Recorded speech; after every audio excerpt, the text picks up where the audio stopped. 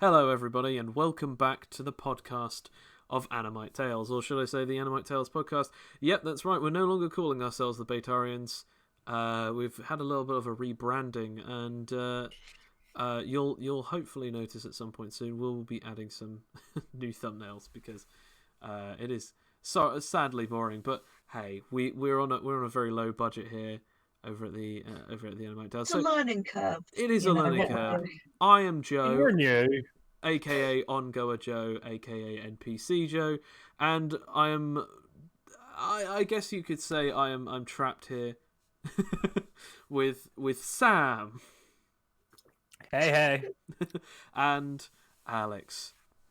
Hello, people of Earth. So you know what? This was a very dead intro, but don't worry. I have a plan with the powers of necromancy.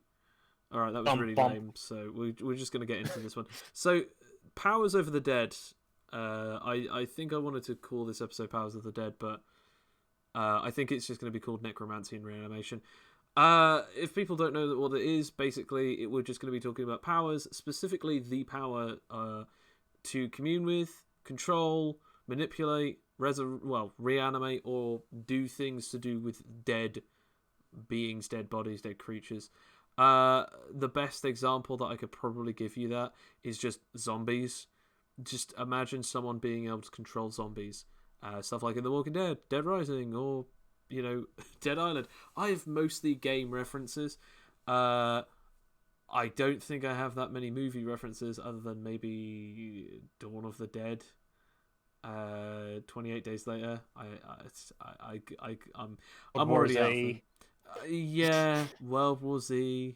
If you want to go that. Last Man on Earth. Yeah. The Omega Man. Yeah. I mean, I'm not counting the Omega Man because those are not zombies; those are mutants. So actually, they're vampires. Anyway, I don't count them as vampires. That's a whole other conversation right there. But I got some opinions on that. The closest thing that I could probably give you is the reanimation spells and all that sort of stuff in D&D, as you can bring things back to dead, and you can also use and manipulate necrotic damage, which basically decays or rots things. So that's basically the sort of example that I have there. It's not a very specifically communed one, so that's why I just come up with a load of different random ones. But what is your example, Alex? Well, actually, I wanted to talk about a quest in Skyrim that has lived rent-free in my head since I played it. Very well. I want to talk about Arundel, who's an Ultima necromancer and a necrophile. And he is incredibly creepy and truly awful.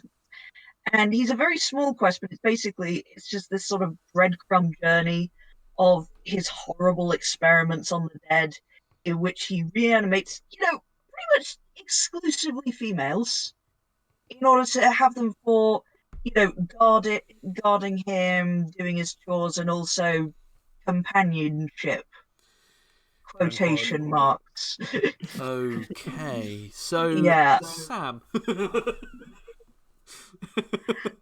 kind of interesting about it is that, he does that. He reanimates Draugr to, the Draugr are reanimated corpses anyway, but he basically just takes control of them and uses it for his whims. He also has power over spectral dead as well. Like one of the local girls he enslaves, after killing her, is also a spectral, ghost essentially. I don't know. This is not really.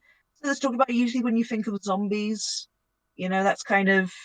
That there's just reanimated corpses, but he's also got control over actual spectral ghosts as well, it seems, which is kind of, I just thought that was kind of interesting and also really disturbing because, even without a body, you can still have control over someone and use them as a weapon. I just find, ew. Just the whole quest in general is ew. And why I don't want it.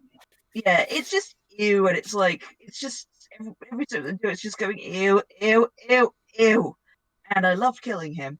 So is one of those faces that you just love to kill and a backstory that you want to just reload and kill again and again and again. Maybe there's something wrong with me too. I mean, but I must say it is kind of ironic as well if you actually do have the shout which brings the dead back to life as well. You use as your companion, like just using it, just you can just pretty much completely ruin this guy's time by just shouting. There's no effort, just like whoop, and then all of these corpses come to life and attack him. Well, I mean, not all of them, but at least some of them. so And it's An like, ironic yeah. punishment. Yes. Sam, what is yours then? What is your example for mean- dead manipulation? I was going to say, I'm surprised Alex didn't say either Herbert West or the Necronomicon. So Well, you I'm, know, going, I'm, that's- going to say it's all science though, so I didn't really know if that counted Necronomicon. really. I mean, we're talking about powers, I guess. Okay. So I was like, but yeah. I mean, yeah, Herbert West would have been there, but I was like, yeah, sorry, probably not. science, reanimating the dead and bringing things from an alternate dimension. Yep, I definitely mean, science. well, Well, okay. no, I mean, as soon Herbert as you say West alternate specifically. dimension, since we don't know how the physical manifestations of another world or universe's science work, we can't really necessarily stake claim to it being considered magic. Considering if another universe was made out of a different type of matter or antimatter or something like that, it could either be more or less dense than our own, meaning that like a single fingernail could actually slice through like what they would consider as their steel, or the complete opposite. So I mean, who knows? But Sam, Saying Herbert West makes sense. Okay. But no, that's not my one. My one is relatively obscure character from the cartoon show L.T. Grey called Sartana of Dead, okay, who is a skeleton lady with a mystical guitar which holds all of her power and essentially keeps her alive. And with the strum of her guitar, she can bring skeletons back. Pretty much, and the dead, actually. Just bring them back up as banditos. It's a like cartoon. that. It's a cartoon show. It's a cartoon show for kids, of course, because she's the bad guy. So she just strums the guitar, bam, skeletons rise, and do her bidding. And she's like the most badass character in that TV show, which is great. And you know, they seem to have some kind of vague intelligence, but not that much. okay. I mean, No, mystical guitar. okay. It's the most metal way to bring back the dead. I'll give you that. It's not some kind of it's not just an incantation. It's like full on like rock. Fair enough. I don't know. That's kind of a wood. I guess I don't really have necessarily a lot of opinions. Although the closest thing that I have to that is in a show called Legends of Tomorrow. They actually show something similar to that, where they actually have like a Stone of the Dead, and it's on Elvis's guitar, and he plays it. And every time that he plays it, he feels more connected to his twin brother, who I think is either like died when they were young or died in the womb or something.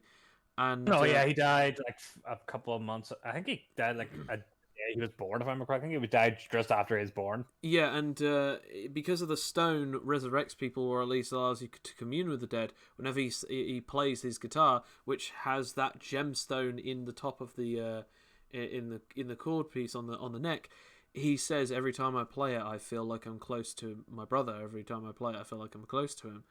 And there's a moment where it says, "Oh, if we do not stop him from playing at this scene, or at least if we do not take the gem from the guitar, when he plays it, he will resurrect all of the dead." Because he the first ever time that he plays, he tries to play to prove that rock and roll isn't devil music to his church. And obviously the church is in the middle of a massive graveyard, a massive cemetery, so it's that thing of, if he plays, he will literally bring back every single one of the dead in those graves. And it's that thing of like, oh man, this would be the worst moment to just so I mean, yeah, Elvis, I could get behind that. Elvis bringing back the dead, that's a movie I'd watch. Uh-huh. With the power of rock and roll. fair enough, I guess. But I watched Bubba Hotep, and it was a film with him and Black JFK fighting a mummy. That was very good. So very very good movie. Ah. Anyway. So either way, we've given our examples. So either way, there's many ways. Now we'll now touch on the very big decaying elephant in the room. It is very obviously a very easily directed at the more villainous power. Manipulating and controlling, seizing and reanimating the dead. It's just so icky. By nature, it's an icky power. It is a very creepy, existentially dreadful power. It's that thing of, this person is no longer here, but I'm going to use the leftovers of their memories, their remains, the things that people remember them by, and I'm going to use it as a weapon. And it is very easy to see it as an evil power, because it is by nature unnatural to bring the dead back to life, because the whole point of life is that eventually it will die, and the issue is having that and then just going nope, or at least instead of undoing death, it's just going, oh no, they're definitely dead, but I'm now going to make this into a necrotic meat puppet to do my bidding and be my slave, or at least to fight, or at least to continue fighting even though that their soul is no longer residing in their body. However you really want to point it. Yeah, either way, it's very easy to see that it's an evil power. It can be even worse, really, because the idea, with Arendelle, it's he's actually manipulating the very soul of this dead thing. You've got very little resistance from the dead anyway, but once it's animated, it's their very soul that they're shaping, and to their very whims, and they take a really gross joy in doing that, having complete control over over a thing. It's not a living thing, but it's it's the ultimate violation, and that's what he gets off on, and it's ew. Plus corpses are stinky, so that's another thing.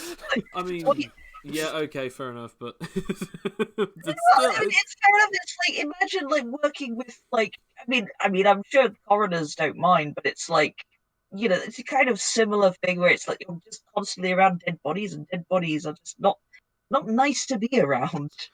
I mean, I have to, just because of the way that your audio played that. You did say coroners, didn't you? Yeah, coroners. Okay, good.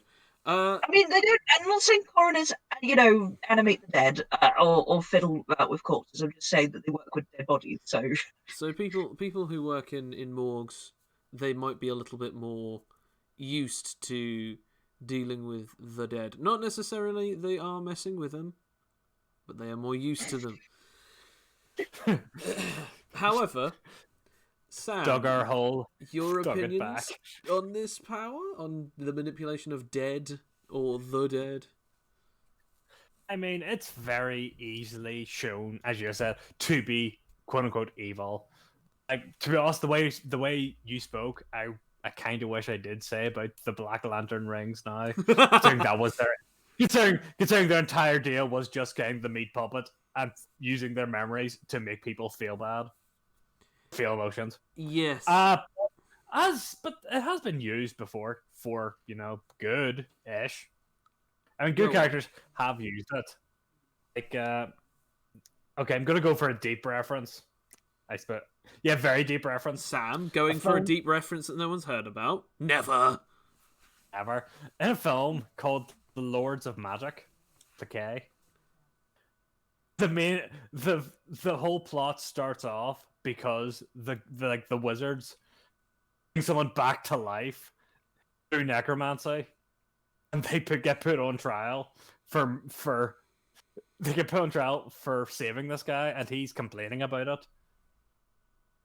complains the fact that he was Oh. brought back to life. Like, hey, I was Um, meant to die. Like, yeah, yeah. this is uncomfortable. I'm stinky. No, wait. I mean, no, wait. I should say the best part is that he's saying how he got cut up. Like they cut off my ears, my nose, my legs, my arms. He's just standing right there, fully encased, fully bodied. I should say perfectly normal. That was a good thing to do. Like they brought him back to life. At that point, necromancy is just kind. It depends on how you use it. Like It depends all, on it depends like on the all person. powers.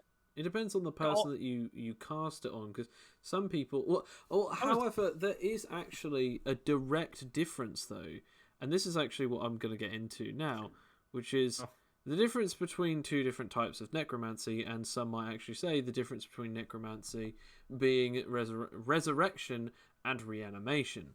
Resurrection is one being brought back to life through restoration, restorative, holy, or even at least light magic, whereas necromancy reanimates the body, and it doesn't necessarily heal the body, nor does it, restore a person back to life before any particular situation. Instead, it just forcibly shoves power in the place of the soul, or it grabs the soul and shoves it into the body, but it just sort of anchors it into the body, meaning that the body is no longer considered living, it's just reanimated. It's just moving again, because that the power source is back, but it's not operating in the same manner, in the same way. So it may still rot, or it may just still look the same. It won't heal those wounds. It won't, feel any warmer because the heart is not beating. And there's many different ways that you can see it. But yeah, the difference between reanimation and resurrection is very specific. I think I have it somewhere. I mean, either way, I would say it depends on how you use it. Even if you say you just you reanimate people just as walking, like let's just go with you just bring them back as like mindless puppets.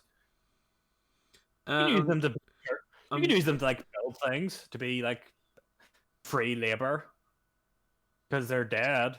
Oh my They god, don't- the ethics committee would just, all have breakdowns just over that alone. Like, I should say mindless puppets here. Mindless, nothing there. Just the bodies, just the puppets. So I now actually have the actual explanation of resurrection. The power to bring the deceased back to life, not to be confused with reanimation, which brings back the dead and controls them against their will. So in other words, if a person didn't want to be dead and the person wants to still be alive, or even just literally bringing their body, restoring their body, and restoring their soul, that's what resurrection is. Reanimation is just going, hey, either I'm controlling your body, or I'm grabbing your soul, shoving it back in your body, and going, I don't care what afterlife you enjoyed or were tortured in. You're here now. Do the thing that I told you to. And so that is the difference between reanimation and resurrection. So it does state that necromancy can do both, but it is mostly usually reanimation that it touches on. So obviously, yes, there are good and bad properties to it, because some people might just want to be put into an unfeeling body, others might want to be brought back to life, and of course some people will just be like, look, I know that you restored my body, I know that you restored my soul, but I still don't like this. And other people will just be like, hey, I don't want you using my body and my soul for stuff. Stop that, I don't like it, and I have no choice.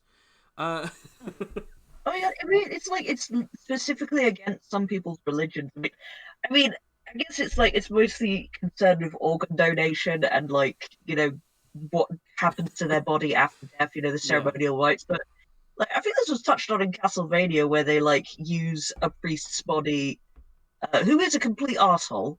By the way, he's just I'm not particularly sad that he is used in this way, except that it's used essentially to bless holy water, and screw, as a weapon, and it's his religion is entirely it's like the final indignity, because he's just like gone through this horrible death, by his own actions that were very unholy, and then he becomes an unholy creature that he used to hunt, and was dedicated again. So The it's like, greatest irony, of course, the greatest irony of all. But yeah.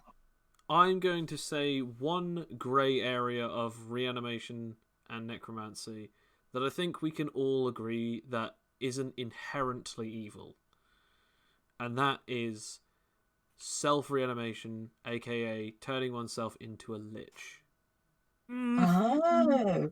Well, that's the thing, because most liches are pretty, not good. They're not No, good but they people don't usually. have to be. I mean, They don't have to be, that's true. that's the thing. I mean, if you think about it, a person could bring themselves back to life, and so long as like their ambitions or even their specific manipulations of magic or their powers, it might very well mean that they just bring themselves back so that they can continue on with their life in a way that they wanted to see fit.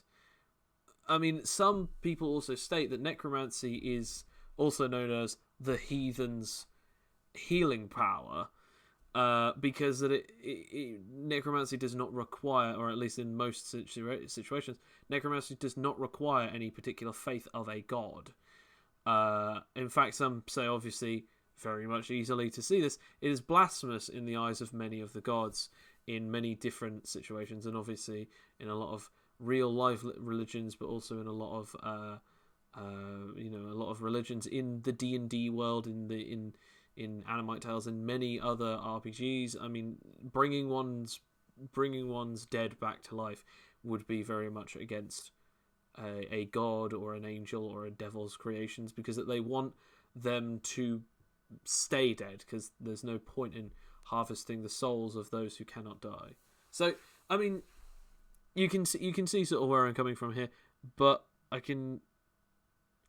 don't know, like, it's kind of, I don't think it's a grey area if you're doing it to yourself. I think remove the religion and the nature and the moral ambiguity of like, oh, it's the dead being messed with, no one should mess with the natural laws.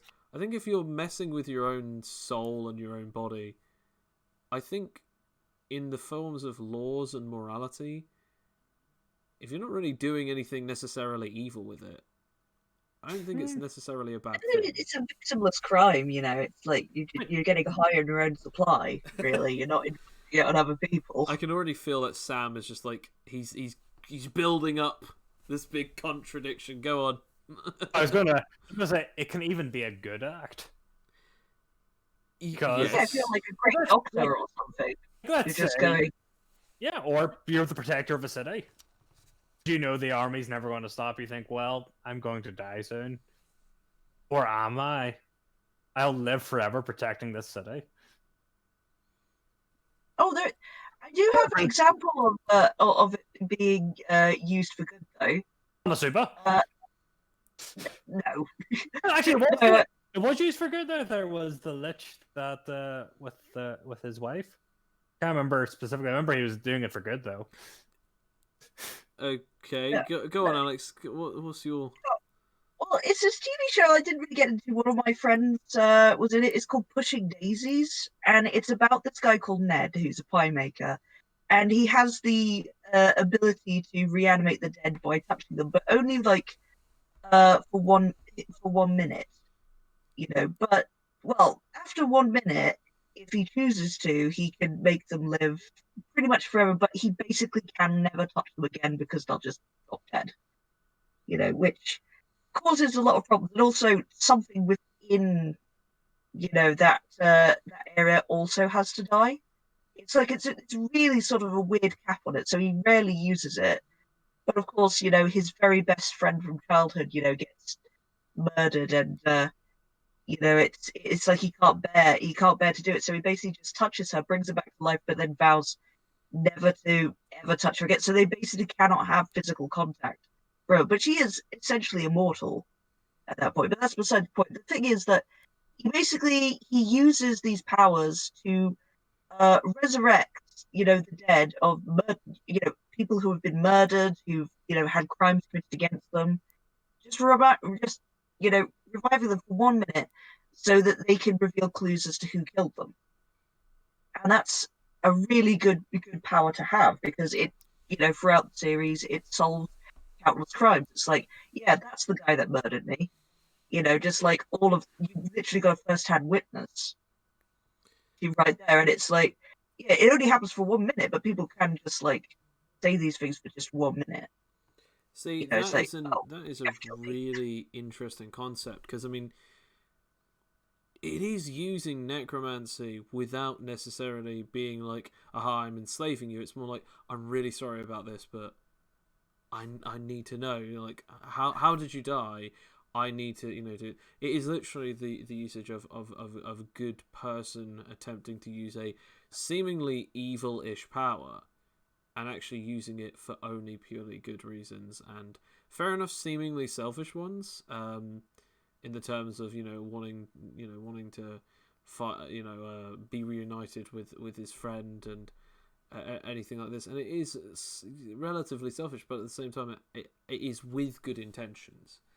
yeah, and it's like she wants to be alive as well. I mean, that's where the conflict comes from in the TV series, because it's like, she has to kind of navigate that she did die, and she really shouldn't be there, but she is grateful nonetheless for being alive. It's like, it's one of those mixed sort of emotions. Like, yes, I shouldn't be here. We shouldn't be using this, because it doesn't seem right. And also, I can never touch you. Like, my life is kind of dependent on you now. But on you not touching me and you using your powers for good. But it's like, yeah, I'm still alive. I like being alive. So, There's really no other way to go about it. I'm gonna ask you this question first. I think it's the most important one to ask. Be it in many situations, manipulation of the dead, death, rot, necrosis, whatever. Out of all of the different powers, what is the most interesting use you've seen? Like the most interesting use you've seen of any of these kind of powers. Honestly, I do think it is like the pushing up daisies one, and also by extension, they had a similar thing in Torchwood where they had like a gauntlet that if you placed it on someone's head, they would, or like if someone wore it, they would, come back to life, at least temporarily. Sam, you sound so much different now. I was going to say there actually is a spell in D&D called Speak with Dead that allows you to bring someone back, but only to ask 5 questions. And they will be cryptic about it, and they don't have to answer truthfully or answer at all if they don't like you. I like that, actually. Okay, that is actually pretty useful. Yeah. Yeah, for some reason, only bards and clerics can do that. I don't know why, but nonetheless. Oh, wait. I don't know why. Like, because if you're example LT Grey, it's like the music raises the dead. I suppose. I suppose. I mean, I do love that. Got me there, Ox. You got me there. Don't know. I do rather like the kind of probably kind of Black Lantern, almost kind of Necronomicon idea where you bring back, use the body, the memories, the personality. But there's something else inside there. I find that rather interesting and quite terrifying. Is that it's not actually the soul in there, the person's soul, but something else that's using the memories, the body, the personality. Yeah. Usually to harm the innocent or the people that are around them. For me, it is still quite interesting.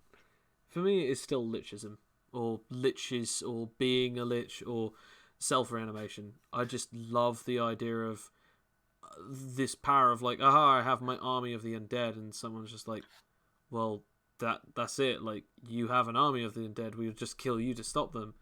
And my favorite quote about necromancers or those who mess with the dead ever is actually from Zebashu. If anyone watches this, definitely check out Zebashu. He does like an amazing animated spell book. He does all these different kinds of animations. But the one that he says is, if it was easy to kill a necromancer, you didn't really kill him, or at least you didn't kill him permanently, because no necromancer will ever show. And I think it is just that ability of either not dying, or manipulating their soul, or turning themselves into a lich, or having it that their soul reanimates a clone that they created. There's a ton of different ways in D&D you can have it that you can keep coming back to life if you use necromancy. So that's one of my favorite things, is less manipulating other dead and more having it that like you have just made yourself immortal, like, or at least dying is a possibility. You are just banished from death sticking, as Sam would definitely quote from Red Dwarf, death is not the inconvenience it used to be. I mean, I wouldn't use that quote. I Well, would gee, say Sam. you can't kill what's already dead. You can't. I just say well, you can't kill what's already I should say, for one thing, it's death isn't the handicap it used to be. That's it's not it. The That's it. So that's why I wouldn't use that quote. I am sorry. Like, I am like, so sorry. But also, I would say, unlike other people, necromancers can whack death on the head That is and twist technically the nipples off. I was actually going to say this though. There is actually something that interests me probably more than anything in all of the necromancer's abilities, which is necrotic damage. And here's what we're actually going to talk about now. We've seen many different people use necromancy, manipulation of the dead, reanimation, all that kind of stuff. We've seen that in many different things, as we've proven. All of us have read it, watched it, played games with it in, but Used it. I mean, in your own time. nothing. But we have actually spoken about this before, and I'm going to say this now. So we do this all the time now, and I think this is now going to kind of become the segment of, if you had a superpower, what would it be? We're going to say, if you had blank, what would it be? If you had a necromancy ability, if you had any of the powers over the dead, necrokinetic abilities, let's call them, because that's what they're actually called, what would it be, and what would its limitation or weakness be? You know what? I think I don't, because like it's such an icky power for me. Like I have difficulty actually having it in real life. That I'd probably be like, it would probably be something like turn undead, where like I just get them away from me. That You know, doesn't I count as just say, necromancy, I'm afraid. does it not? But it is No. though, because it's like No, saying it's no, not. go away. It isn't Aw. necromancy. It's actually holy magic in almost every single Oh, thing. can I just get a stick to poke them away then? Because I don't want No. to. You have to come up with something based on the necrokinesis or necromancy.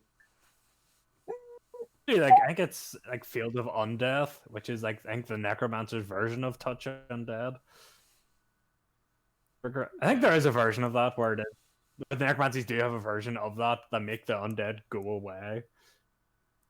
Because like necromancers do fight each other occasionally. Is that the one that you choose, Sam? Nope. Nope. Just suggesting it for Alex, because if Alex wanted to touch undead, or Probably, I don't want to touch undead. That's the thing. I want a distance power where I don't have to touch them. I don't have to look at them. I don't want them near me. Go away. I don't like zombies. I guess, like, I don't know. I mean, it would be sort of like a case, like, it would be like a defensive thing. So if I go up against another necromancer with, like, like an undead army, could just use it to, like, turn their legs into, like, decomposing mush, so that so that the corpses are no longer there, basically. It could be a magical ability called One Foot in the Grave. Oh! Where any undead right.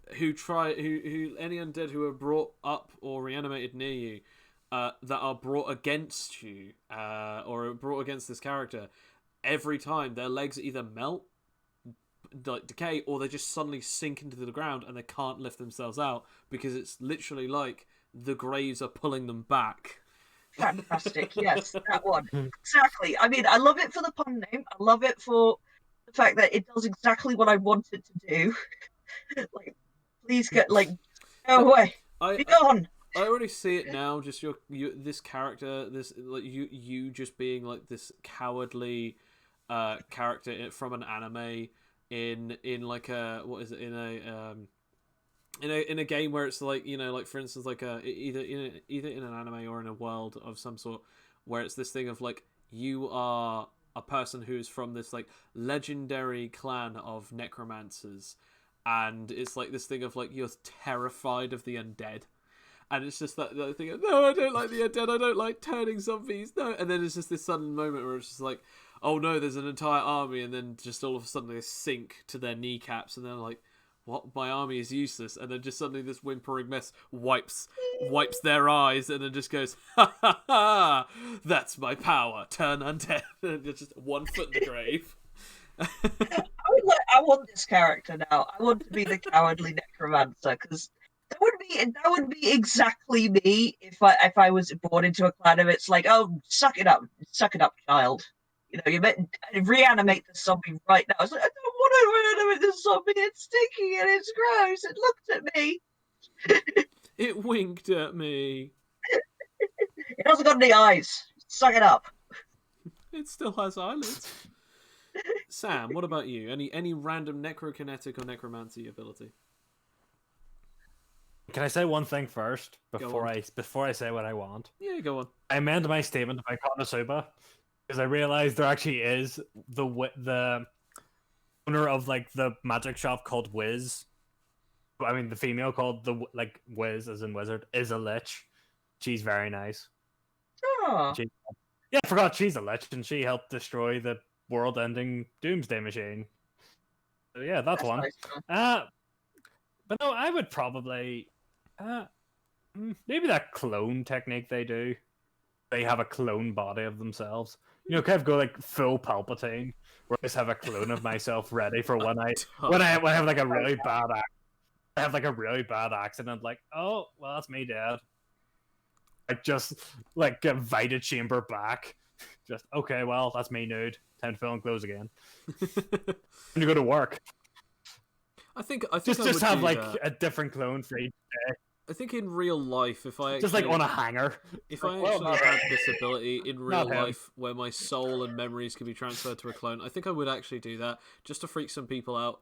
If I ever needed to fake a death, I just like immediately run into traffic or just suddenly fall off of a building, and it's like, oh no, he's dead. And whilst everyone's just like trying to clean up the brains and mess, I'm just like stretching out of this like clone tank, getting out, putting on a putting on a pair of pants and just going, I'm into work next day. Either go into work next day or just be like, well, gotta find a new job and new life. just immediately. That would be like the ultimate flex as well. It's like, you know, but your dad is like, well, I just needed a day off. I wasn't really feeling it. And it's like, we held a funeral for you. Yeah, well. I wonder how skydiving feels. Oh, who needs a parachute? Oh well, that was fun. So okay, so that was good. So that's a really cool one, to be fair, Sam. I actually really like Clone. For me, this is quite a difficult one, but I think I'd have to go with. Now you guys are probably gonna think this is a bit of a cop out. I just like the idea of like being able to turn flesh into decaying flesh, but also having the ability to reverse it. But the downside being that you can't ever alter it based on yourself. So it's that thing of you can manipulate it, you can do all this stuff. It's less reanimation at that point. Like, say for instance, like turning something into like, oh, this is rotten molding, or even like decreasingly decaying flesh, and it's like ruined, but now you are the master and controller of it. Having it that you can control like these corpses like as if they're like just puppets, telekinetically, and having it the downside is like, oh, my abilities only work on the flesh. So it's that thing of like your army is only as strong as the things that you're able to control, and it's that thing of, you know, going up against people with cybernetic enhancements, going up against people in armor, power armor, even like people who have even just like a decent thick enough layer of clothing that you can't like affect like their biological matter, could also be quite of a difficult choice. I don't know why that just fascinates me. I still think reanimation is an interesting power. I think it's one of the most ridiculous ones, but I don't know why. It's just that idea of if this guy touches you, it is now more of a problem because part of you is rotting, and eventually, the closer you become to death, he has more control over you, until eventually he just controls the remains of what was your originally living body. And the reason why it's a cop-out for any of those who don't know, that is necrosis in AnimiteTales, the level 10 variant of biology manipulation. I like it so much that I threw it into the 24-hour campaign and had... He was a really tricky bagger. Yes, I mean, really was. he could. The only problem that he had is any injury that he had, he could heal himself, but the only way he could do that is if he made his body covered in rot and then unrotted the body, because he could remove necrosis and he could undo any of its effects, meaning that he could actually make a body's dead flesh come back to life. But he had to spread the rot all over the affected area and then undo the rot. So if he failed to undo the rot, it'd be that thing of like, oh no, you've got a cut leg, hang on, let me just help. Oh no, it's just entirely melted away. Do you want to go from this? Is that me and Alex chose benign to good powers. Joe said, you know what, let's go full evil here. I'm going to touch you and rot you from the inside out. Evil. No, it's definitely evil. I mean, there is no other way about it. All right. What's offending you here, Joe? It's like, well, you're rotting. Like, no, definitely evil. I'm definitely using it with evil intent. You're touching someone and rotting them. How is that in a good act, Alex? I mean, if someone's like, I don't know, like a murderer or something, you know, it's like, I am an all-powerful murderer, and he just rot off his legs and arms, and then use it. And then still evil. Like, imagine if Batman just went, it's time to take you in, Joker," and just cuts off his fingers. Just like, yeah, now you can't shoot that gun anymore. He should do, because like he used Joker back in the Arkham. He doesn't learn anything, and he goes and murders more people. You know what? Just rot off his arms. I don't think Joker would ever learn a lesson, considering this is a guy who actually cut off his own face and then wore it 1 year later like a mask. You know what? This is just proving my point. Rot off his arms and legs, and rot his entire body. He's he's a naughty boy. Anyway, we're not. I should say. No, go on. If you do that, that's the one we get. Was it like DC Universe Futures End, where they add his face to the back of Batman's robot body, controlled by Brother? Oh my god! That's why you don't cut off the Joker's arms and legs, because then they get combined with Batman to make a really rubbish comic book series. No. So we're now going to come to robot We're now going to come to the next segment of this podcast, called OP ? Yes. Yes. Yeah, because like every time we come up against like a decay user or a necrosis user, they're always so powerful. And like the guy that you threw at us, he was a mini boss. And we had like way more difficulty. To be fair, I overpowered him. I didn't mean to make him that overpowered. I gave him way too many capabilities and tricks. That's my bad, rather than his power. Well, still, I mean, he was fun to fight. I gotta say that. Like, it was a case of like you were giving us out of like, oh, I'll like, I'll go. You let me go and whatever. But we're like, no, no, no. You have to die. You are too powerful. You are too powerful. You've.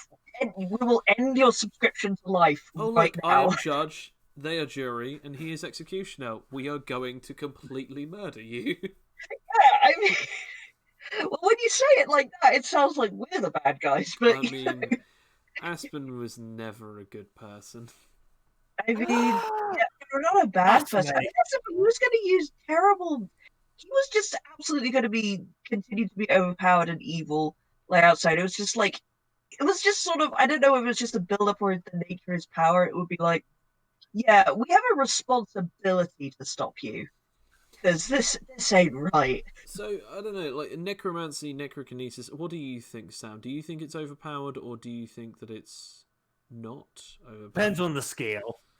Because mostly over quite a lot of the necromancers I know are incredibly overpowered. Like, of course, there's Ian's Oil Goon from Overlord, who is so overpowered. He just makes armies around him. I do like Just I do like the way that you pronounce Aintel Goon, and I might be okay, saying it pronouncing it wrong. wrong. No, I might be I pronouncing it know, as one as well, but like, I'll say this, Connor. I know you're going to say this to me tomorrow because you just said it to me today. How you pronounce it? Please don't do the same. Ainzel gone or however it's pronounced to me. Okay. Or Ainzel Ghoul, I think it's. or I Connor, think Connor, do that. Do don't that. also Permission. the bad guy in Knights of the Old Republic 2, the Sith Lords. His whole deal is that he can just go to a planet and essentially drain touch on everyone in the world that he lands on. Just drains the life out of everyone, and they all die, and he just kills the world by landing on it just because he okay. Yeah, no, that drain okay with touch. that kind of scale. Yeah, fair enough. I mean, I And, also he could just bring ships back to life. Like his ship is just this ah, damaged hunk. He brings it back to life through that's more powers. technokinesis than anything else, but It's the force. It yeah, just works in every the way. force is just magic at this point. Okay. Well, in my opinion, I don't think it's necessarily. I think Sam is right. I don't think it's necessarily an overpowered ability because it is more based on how many abilities it has and the scale of it. For instance, there are many people in video games who have a limit as to how many things that they can bring back at a time. For instance, in the normal forms of most necromancy in Skyrim, you cannot bring back any more than one person or two people at a time, maybe three at best, unless if you've got mods. Unless you're using one of the spirit stones, which yeah, the spirit stone does allow you to bring up infinite amount of people within your area for about like I think it's like either 60 or 120 seconds, and then you can use it again, especially if you have the Ethereum crown, which I did get in my fisticuff playthrough, and yeah, it was just silly the amount of things that I could bring back to life constantly. But no, I still to this day believe that it's not an overpowered ability because eventually the bodies will give in and you won't be able to heal them or control them anymore.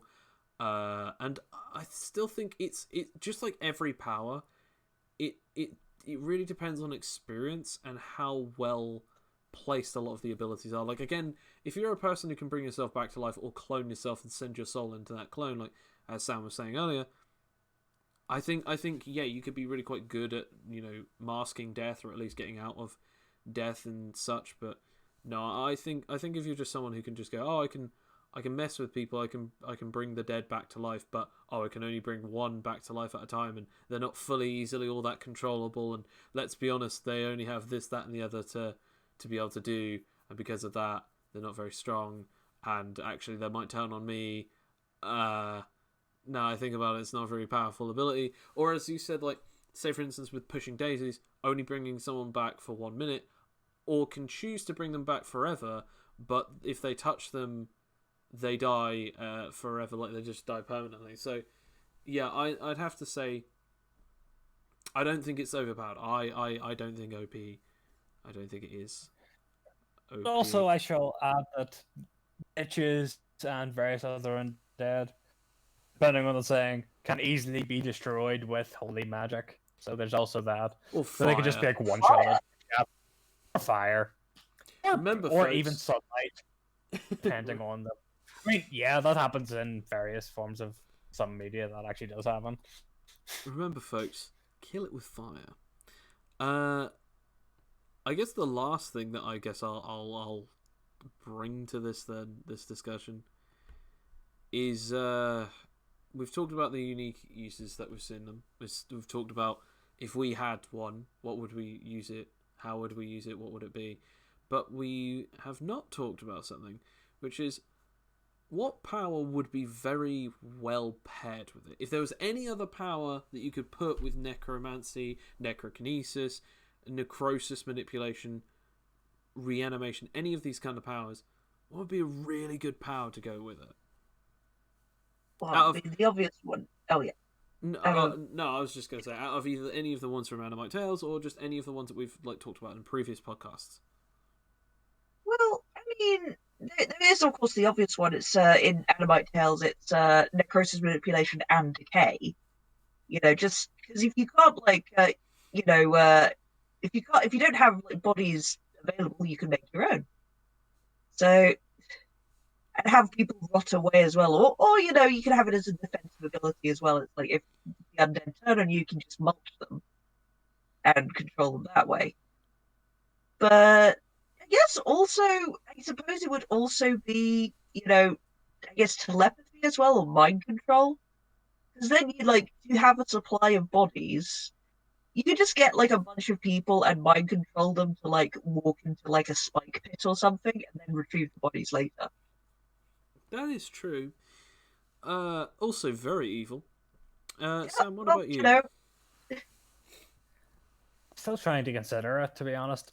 What power would I? Probably something that could kill people easily, so I can use their bodies, but keep them nonetheless alive. But also, actually, poison generation, I guess. Yeah, actually, essentially, all I'd have to do is just poison a room, just okay, let's say modern times, just poison a ventilation shaft into the building. Oh, everyone dies. Resurrect them all as my mindless puppets. You know what you could also have? Full army. Or you know what else you could have is actually having that because the poison is generated by your power, it's technically part of either you or part of your DNA or something. So as soon as they breathe it in, it's that thing of, oh, if it kills you, it'll bring you back. Sort of similar to the way that it works in The Walking Dead. It's not just if you're bitten. If you die as well, you will also be turned and you will come back as a zombie. So it's that thing of oh yeah, if you die with my poison in your system, good luck coming back from that. Oh wait, don't worry, you will, and you will eat all of your friends' faces. That is honestly, if it worked that way, that would probably be an insane combo. Obviously, there's all sorts of different ones super speed, time manipulation, stuff like that. But I don't think that they necessarily synergize as well as poison and decay, because again, as you said, you can either create decay on a person, control more of them, or decay them to the point of which they are dead and then resurrect them or at least control them. And then obviously, as you said, poison, and then having it that the second they die from your poison, reanimate them. And as you said, you could get a whole area with the poison if you're smart enough about it. I'd say reanimation specifically, not necessarily manipulation of necrosis. I'd just say reanimation specifically. And I have to say, a power that would actually work really weirdly well is copying. Because if you can copy people's powers, make it that you somehow find the dead bodies of people who had superpowers and just reanimate them as your army. No way. And then just copy their powers. As long as their powers are still within their DNA, as long as their powers are still within their bodies, you can do that. In the game, unless if someone uses blood transferal through power shards, in other words, removing a person's powers upon their dead bodies, there is a way that you can still use them as long as that ritual has not been performed. I say it's a ritual. It's not really a ritual. It's just literally a piece of animite has to be placed in a superhuman or an anomaly's dead body for 1d4 plus 2 minutes. Oh my god, I've got it. I've got it. The perfect villain origin. A copying a necrosis user who's the manager of a superhuman funeral home. I wouldn't say necrosis. I mean, I'd say actual reanimation, like the actual power of effigy animation, and then the mutation reanimation. Because if you had that, you could control all of them as your puppets, but you don't have to have control over each and every individual one. You can just literally control them like as if they're like, well, literally they are an undead army that will follow your every instruction and order, and then just have it like, oh, I like your powers. Touch, touch, touch, touch. Now I've copied all of your abilities. You can all fight, and at least I can hang back. And if anyone gets close, wait, why does he have this guy's powers? And just entirely turn the tables of the situation of combat. I mean, amalgamation could also work as well, but I just wanted to get that out there. Just a copying ability. I think someone's Necron is showing Joe. No. Very much so. I may have thought of making a few too many reanimation and necromancer characters for this game. I am definitely not going to throw one of them at you at any point in any of the campaigns. Sounds suspicious. Yeah, I definitely don't. Any last things that you guys would like to add to this? Well, other than the unlikely circumstance, if you did, try to bring me back to life, just don't. Like, don't do that unless it's the Pushing Daisies version, which I could probably live with. Don't bring me back as a zombie. Don't get them near me. No, thank you. All right then. It is a new fear. I must say, I seem to have I've discovered a new fear within me. I think it's just I fear zombies. I'm both fascinated and fear zombies, but it's like the actual existential horror of being controlled, with necromancy and having being rotted with necrosis is like, nah, mate. I mean, I think Frankenstein and Penny Dreadful said it best. Don't threaten me with death. Threaten me with life. Well, that is a beautiful way to end it, and thank you again to all of you who have been watching this. This has been the AnimiteTales podcast, and Sam has immediately ruined the outro. Just because I'm asking you not to cut out before I say my famous catchphrase, because I've noticed that. How dare? Fans demand it. Fans do not demand it. How dare you? Yes, they demand Alex saying their catchphrase as well. It's been like what, like a few seconds. That was such a great end quote for us to end on. Samuel. Fixed in post. Dare. No, it cannot. It would be fixed in post. Totally this. You know it's never going to be fixed in post. You know I'm not going to do that. I mean, literally just cut out. Literally, all I have to do is just cut out everything we just said for the last 20 seconds. I'm not going to do that. Keep all of this in. Keep all of this in. People need to know the raw footage. They just need to know how badly Sam's messed up here. So just repeat what you just said about how that was a great quote and nothing else. So guys, if you enjoyed this podcast, then please check out the AnimiteTales, as we are not only a YouTube channel and we're just rearranging some stuff where we do podcasts like this every week where we talk about superpowers and also discuss some things.